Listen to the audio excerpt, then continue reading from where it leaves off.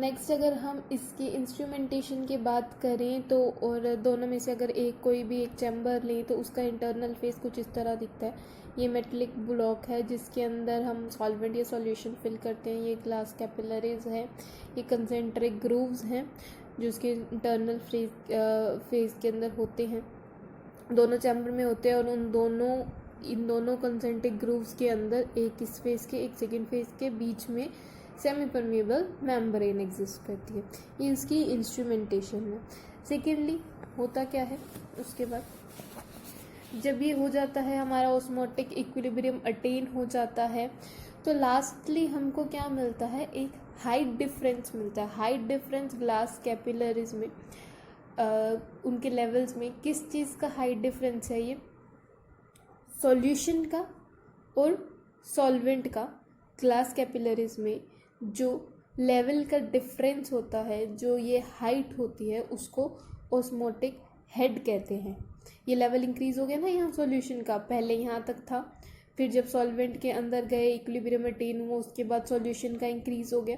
तो जो ये हाइट का गैप आया ना सॉल्यूशन का लेवल और ये सॉल्वेंट के लेवल के बीच में, ये जो हाइट आई है उसको ऑस्मोटिक हेड बोलते हैं। और ऑस्मोटिक हेड फाइंड करने के लिए जो इंस्ट्रूमेंट यूज होता है उसको कैथेटोमीटर बोलते हैं। ठीक है। नाउ इस ऑस्मोटिक हेड का क्या रिलेशन है, हम क्या करते हैं, जो हमने एक सॉल्यूशन लिया था एक चैम्बर के अंदर नॉन कंसंट्रेशन का, उसी सॉल्यूशन के हम डिफरेंट कंसंट्रेशन बना के ले लेंगे। तो एक टाइम पे हम एक चैम्बर के अंदर सॉल्वेंट लेंगे और एक नॉन कंसंट्रेशन का सॉल्यूशन लेंगे।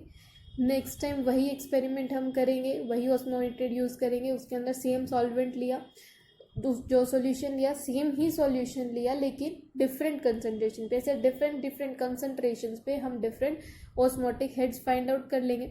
ना ऑस्मोटिक हेड फाइंड आउट करने के बाद क्या करेंगे, एक रिलेशन है हमारे पास ऑस्मोटिक हेड का, उसके लिए कंसंट्रेशन सी, डेंसिटी डी से डिनोट करेंगे, टेम्परेचर टी, जो कांस्टेंट टेम्परेचर पे हमने इसको रखा है, इस एक्सपेरिमेंट को किया है। ऑस्मोटिक हेड को हाइट एच से डिनोट करते हैं। जो रिड्यूस ऑस्मोटिक हेड है हमारी, जो लास्ट में ऑस्मोटिक हेड जो आया है हमें मिला है वो दैट इज H/C। और जो ये लिमिटिंग ऑस्मोटिक हेड है, लिमिटिंग हमने पहले भी पढ़ा, लिमिट मतलब C टेंड्स टू 0, तो उसको हम L से डिनोट करते हैं, H/C, C tends to. Now 1 atmosphere is equal to 1033 gram weight per centimetre square. और जो ये पाई है, जो ऑस्मोटिक प्रेशर है उसको एटमॉस्फेयर में लेना है, तो उसका रिलेशन है ऑस्मोटिक हेड मल्टीप्लाइड की डेंसिटी पाई में 1033। उसके अंदर क्या है, यही पाई जो इन एटमॉस्फेयर था, अगर ये इसको हम लिमिटिंग इस पर चेंज करें तो क्या होगा, π/C, C tends to 0, osmotic head की जगह क्या आ जाएगा, L आ जाएगा, L multiply D by 1033 atmosphere. और फर्स्ट जो हमारी स्टार्ट की इक्वेशन है, अगर आपको याद हो तो उसके अंदर हमने क्या रिजल्ट पढ़ा था, ये रिजल्ट था π/RTC, C tends to 0 equal to 1/mn। ऐसे ही हमने इसी रिलेशन से हमने कहा था ना कि हम मॉलिक्यूलर वेट फाइंड आउट कर सकते हैं। Now π/RTC, C tends to 0 equal to mn। अगर इसको और इसको अगर हमको कंपेयर करना हो, RT को अगर हम उधर ले जाएं तो π/C, C टेंड्स टू 0 की इक्वेशन एक ये है और एक ये है, तो हम इन दोनों को कंपेयर कर सकते हैं। कैसे देखते हैं, π/RTC, C tends to 0 equal to 1/mn है, RT इधर चला जाएगा तो क्या बचा, π/C, C tends to 0 equal to RT/mn bar. Now ये दोनों सेम है तो इन दोनों को हम कंपेयर कर सकते हैं, तो क्या आएगा, इसको अगर इक्वल करें RT/mn इक्वल टू LD/1033। उसके बाद mn को एक साइड रख के बाकी सारा इधर कर देंगे, रीअरेंज कर देंगे, ये हमारे पास आ जाएगी mn equal to 1033 RT/LD। R हमारा यूनिवर्सल गैस कांस्टेंट है, इसकी वैल्यू हमको पता है 0.8205, T टेम्परेचर, LD। तो ऐसे हम क्या कर सकते हैं, अपना मॉलिक्यूलर वेट फाइंड आउट कर सकते हैं। ठीक है, डिफरेंट कंसंट्रेशन से हमारे पास ऑस्मोटिक हेड आ जाता है, डी डेंसिटी है उसकी सॉल्यूशन की, टी हमारा कांस्टेंट टेम्परेचर है, और that's how we can find number average molecular weight of polymers. Now अगर हमारे पास ये अगर ऑस्मोमीटर इतना सक्सेसफुल है तो हमको सेकंड ऑस्मोमीटर की ज़रूरत क्या पड़ी, हमें वेपर फेज ऑस्मोमीटर की ज़रूरत ही क्या पड़ी। तो एक्चुअली जब भी किसी एक्सपेरिमेंट के किसी मेथड के कुछ ड्रॉबैक्स होते हैं तो उसको फुलफिल करने के लिए नेक्स्ट एक्सपेरिमेंट या नेक्स्ट मेथड यूज़ किया जाता है। तो इसके भी कुछ ड्रॉबैक्स थे। सिमिलरली इसके क्या ड्रॉबैक्स हैं? फर्स्ट इसका ड्रॉबैक है कि जो ये मेथड है बहुत सिंपल तो है, बट इसके अंदर प्रॉब्लम ये है कि इसको सेमी परमिएबल मेम्ब्रेन से जब सॉल्वेंट पास होता है तो उसको काफ़ी टाइम लग जाता है इक्विलिब्रियम अटेन करने में। इसको कुछ आवर से लेके कई दिन तक लग जाते हैं इक्विलिब्रियम तक पहुंचने के लिए।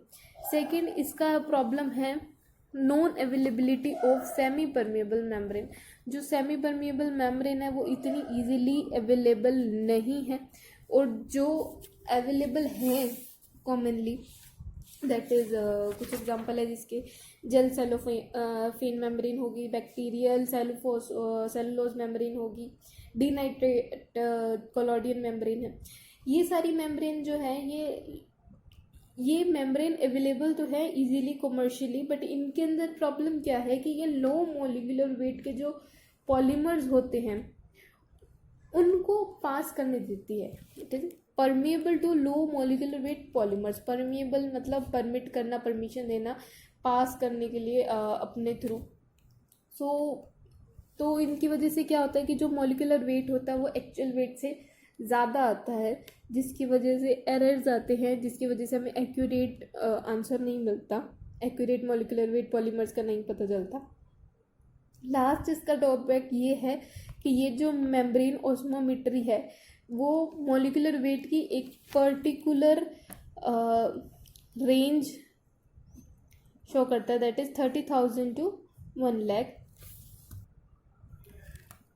सो इससे नीचे के मोलिकुलर वेट के बारे में हमें ये ऑस्मोमेट्री का मेथड नहीं बता पाता। एंड ये हमारा फर्स्ट मेम्ब्रेन ऑस्मोमेट्री का टॉपिक हो गया। जिसको भी कोई प्रॉब्लम है इस टॉपिक के अंदर वो इसको रीड करे। और